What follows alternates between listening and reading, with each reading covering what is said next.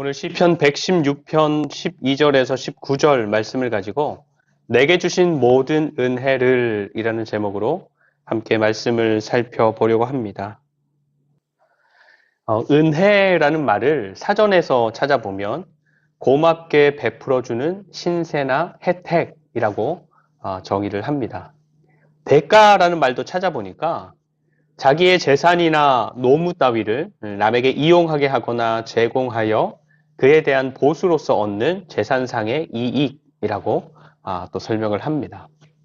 은혜나 대가나 우리가 누군가로부터 무엇인가를 제공받아서 내가 내 소유로 삼거나 또 그것을 누리거나 할 수 있는 것에 있어서는 다르지 않은 말이지만 너무너무 차이가 있는 말이죠. 제공하는 사람과 제공받는 사람의 마음에 품어지는 생각들이나 감정들도 너무너무 다를 것이고 은혜가 베풀어지거나 대가가 치러졌을 때 주변에서 보고 듣는 사람들도 너무너무 다른 감동을 받을 것입니다. 예수님께서 한 비유를 말씀하셨습니다. 어떤 주인이 자기 집 포도원에서 일할 일꾼들을 구하러 밖으로 나갔습니다. 그리고는 사람들을 만나서 하루에 한 데나리온의 품삯으로 계약을 하고 그 사람들을 자기 집 포도원으로 들여보내서 일하게 한 것입니다. 근데 이 주인이 조금 있다가 3시, 9시쯤 되는데 오전 9시 장터에 나가서 보니까 일을 구하지 못해서 놀고 있는 사람들이 있었어요. 이 주인이 그 사람들을 발견하고서는 뭐라고 합니까? 내 포도원에 가서 일해라. 자기 포도원으로 들여보내는 겁니다. 근데 조금 있다가 6시, 오후 12시 정오죠. 그리고 9시, 오후 3시에도 밖에 나갈 때마다 일을 구하지 못해서 놀고 있는 사람들을 발견하게 되는데 그냥 두지 않고 모두 불러서 자기 포도원으로 가서 일해라 하는 겁니다. 그런데 압권은 11시에도 그런 사람들을 발견했다라는 것이죠. 11시는 우리나라 시간으로 오후 5시예요.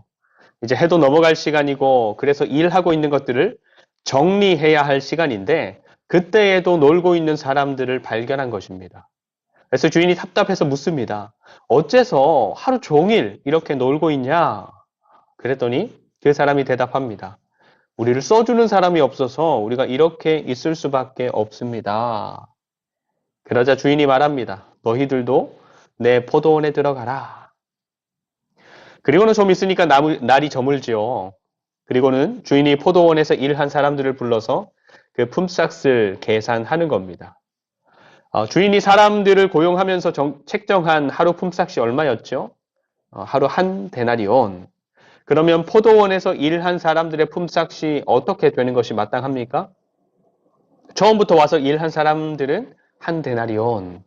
그 다음부터는 3시, 6시, 9시, 11시부터였으니까 시간당 얼마 그렇게 일한 만큼을 주면 되는 겁니다. 근데 이 주인은 품삯을 어떻게 계산해 줍니까? 마지막 오후 5시에 들어온 사람들부터 불러서 한 데나리온. 그 앞에 온 사람들도 한 데나리온. 그 앞에 온 사람들도 한 데나리온. 가장 먼저 와서 일한 사람들도 한 데나리온. 그러자 원망이 일어납니다. 가장 먼저 와서 일했던 사람들이 왜 우리보다 나중에 온 저 사람들, 심지어 방금 전에 일을 끝내기 전에 겨우겨우 들어온 사람들에게 한 데나리온을 주었으면서 그 사람보다 10배 이상 수고한 우리에게도 같은 품삯을 줄 수 있습니까? 이건 부당합니다. 언뜻 부당하게 느껴지지요? 근데 주인이 더하지도 빼지도 않고 사실 그대로를 그들에게 상기시켜 줍니다. 내가 당신들과 계약할 때 하루 품삯 한 데나리온을 약속하지 않았느냐? 그리고 포도원의 일을 마쳤을 때 약속한 그대로의 돈을 주지 않았느냐? 뭐가 잘못되고 부당한 거지? 그 다음에 온 사람들이 하루치의 일을 온전히 하지 않았지만 내가 하루치의 품삯을 준 것은 내가 그러고 싶어서 그런 건데 내가 뭘 잘못한 거지? 이렇게 말하는 겁니다.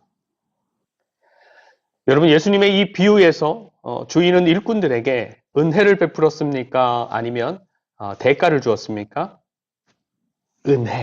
은혜죠. 그럼 아침 일찍부터 와서 일한 그 사람들에게도 그렇습니까? 은혜입니까? 대가 아니고? 이 비유의 말씀에서 주인이 9시, 12시, 3시, 5시에도 사람들을 불러서 포도원으로 들여보내서 일할 수 있게 하고 끝나고서 하루 품삯을 준 것을 보면 이 주인은 사람들을 은혜로 대하는 사람이라는 것을 알 수 있습니다. 그래서 논리적이고 정확하게 실리를 따지고 계약하고 그래서 사람들이 그에 상응하는 노동력을 제공하고 결과물을 냈을 때 그 대가를 정확하게 지불하는 그런 사람이 아닌 것이죠.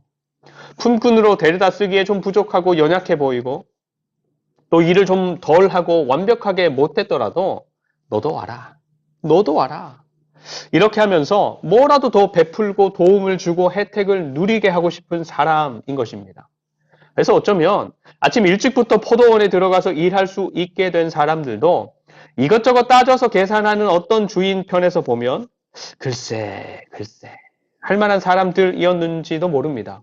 단지 주인의 눈에 먼저 띄었기 때문에 일찍 선택받은 것이고 그래서 하루치의 품삯을 약속받고 약속받은 대로 삭을 받을 수 있었던 것인지도 모르겠습니다.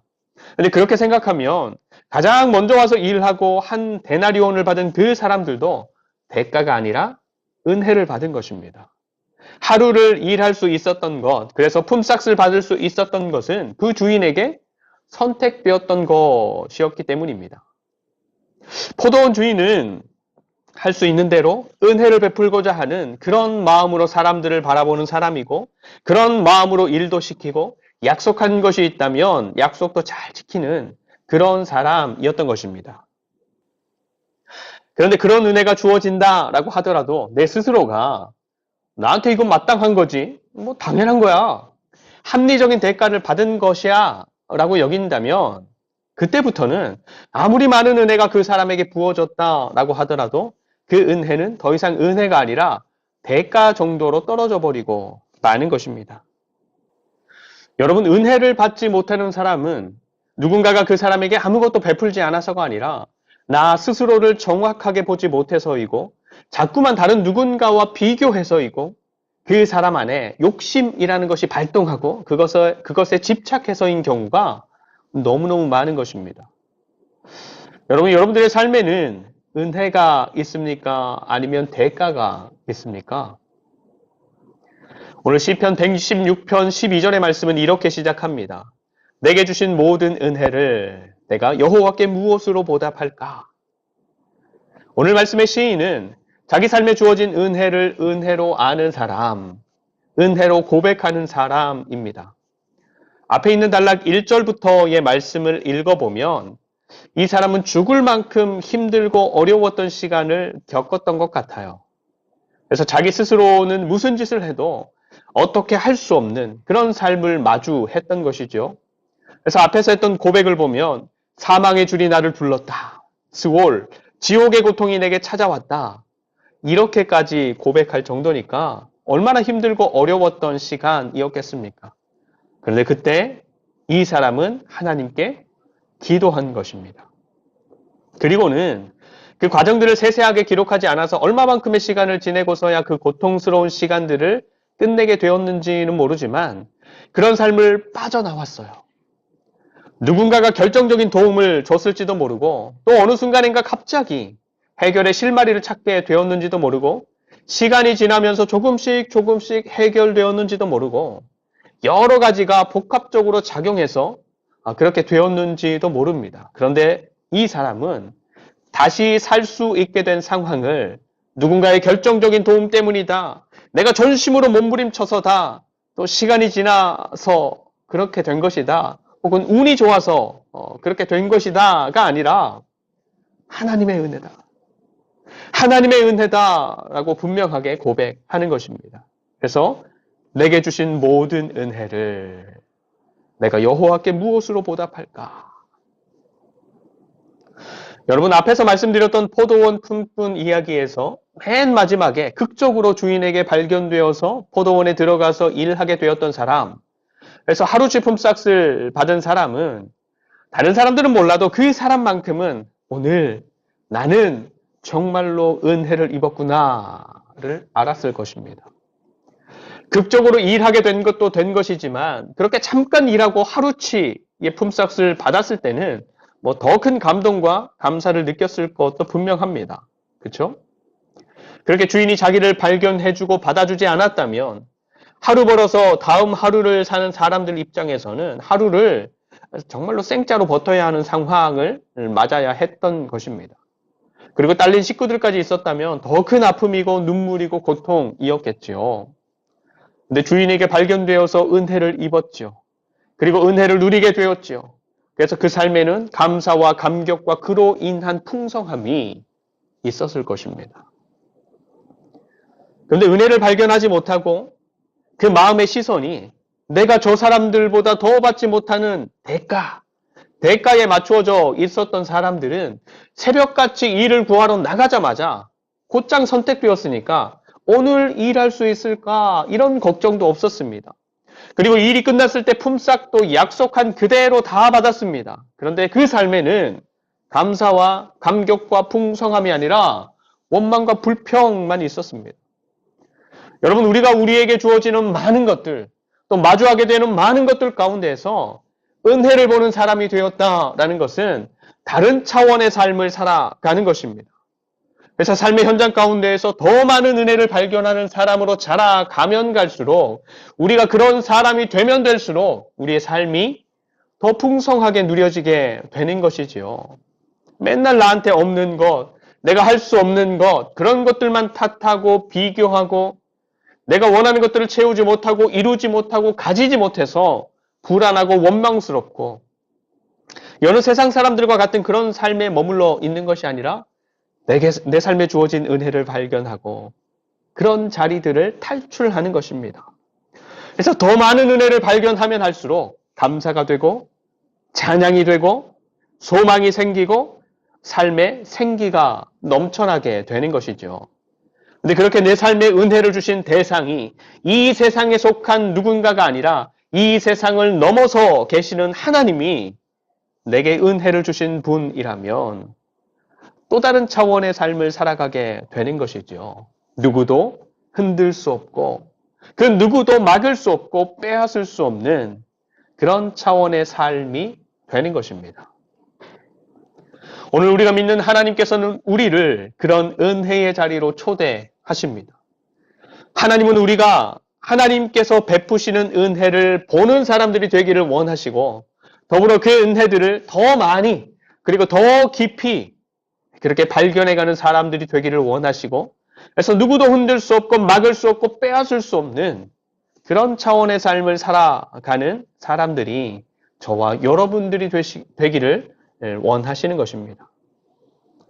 우리가 마주하는 하루하루의 삶의 현장에서 은혜를 발견하는 저와 여러분들의 삶이 되시기를 축복합니다. 그래서 날마다 더 풍성함을 누려가는 저와 여러분들의 삶이 되시기를 축복합니다.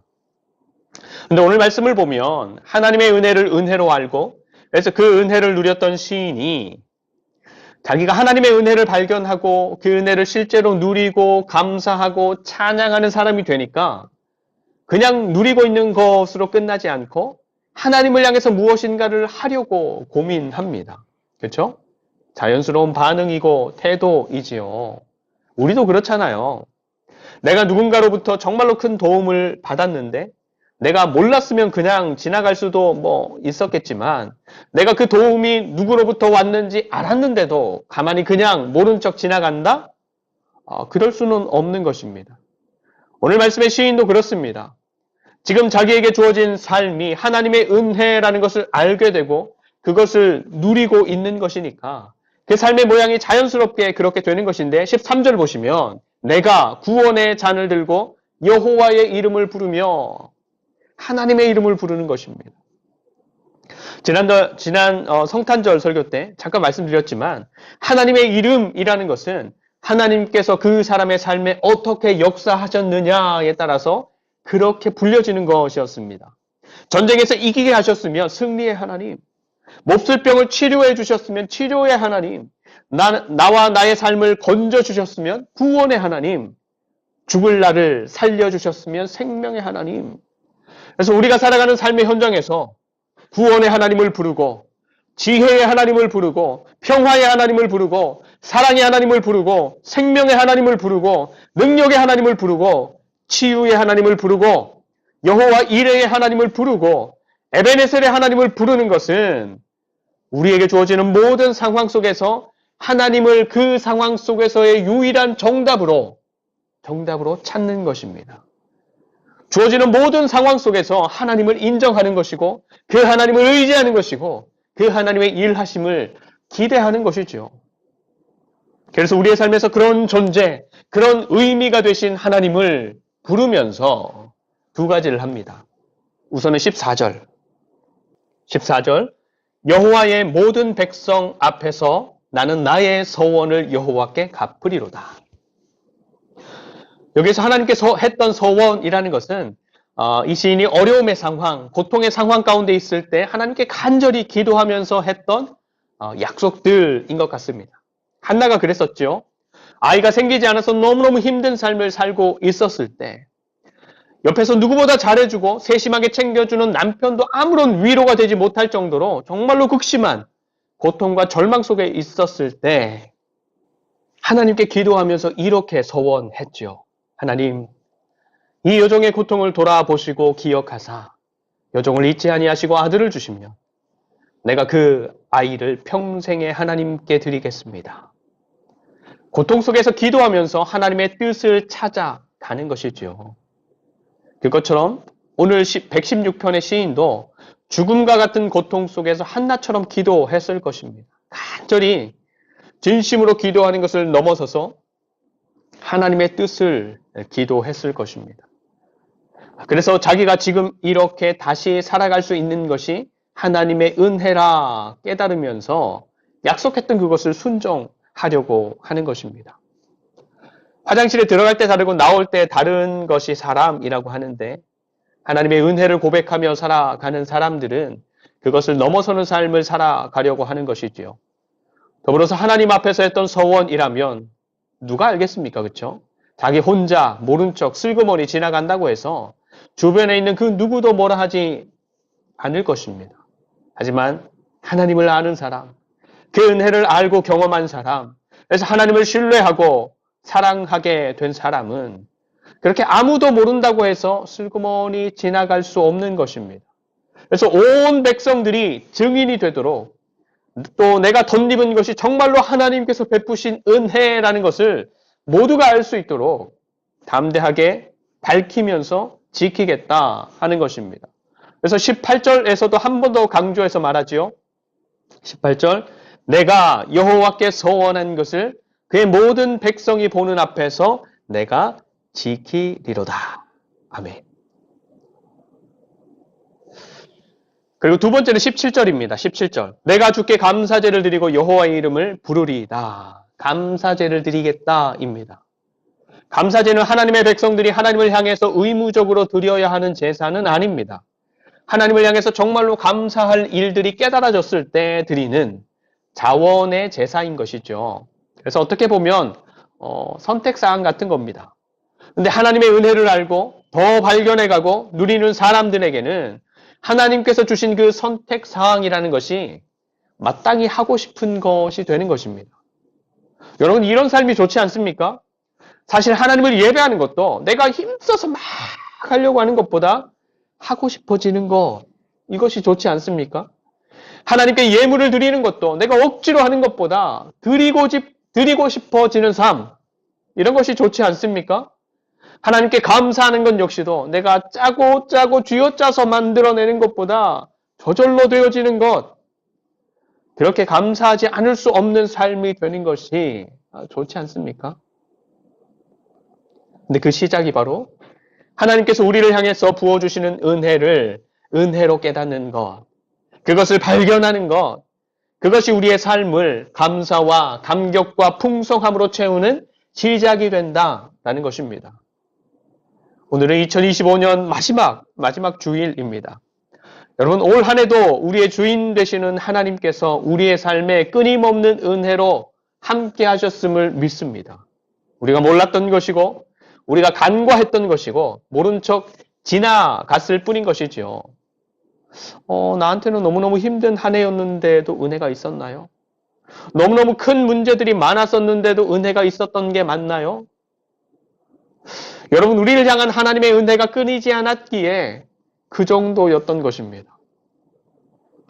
12월 31일이 지나면 1월 1일이 여전히 계속되고 우리의 일상의 모습도 별로 달라지지는 않을 것입니다.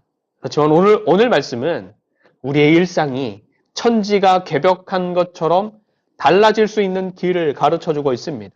그게 무엇인가 하면 하나님의 은혜를 제대로 보는 것이고 제대로 아는 것이고 제대로 누리는 것이고 그렇게 우리의 눈이 하나님을 향해서 열리고 그래서 우리의 마음을 하나님께로 두게 되고 그래서 우리가 하나님 안에서 살아가게 되면 우리의 삶 역시도 새롭게 개벽하게 된다라는 것이죠. 하나님 나라를 살게 되는 것입니다. 여러분, 올 한 해 마지막, 정말로 마지막으로 말씀드립니다. 모든 것의 주인 되시는 하나님, 그 하나님께서 통치하시는 나라 안으로 한 걸음 더 들어오시기 바랍니다. 은혜의 원리로 통치되는 그 나라 안으로 조금 더 들어오시기 바랍니다. 그래서 세상을 살면서 세상 걱정 때문에 삶을 망가뜨리지 말고 세상을 살면서도 하나님 나라 덕분에 소망과 기대와 평안함을 누리는 저와 여러분들의 삶이 되시기를 축복합니다. 2024년 우리 하나님께서 함께 하셨습니다.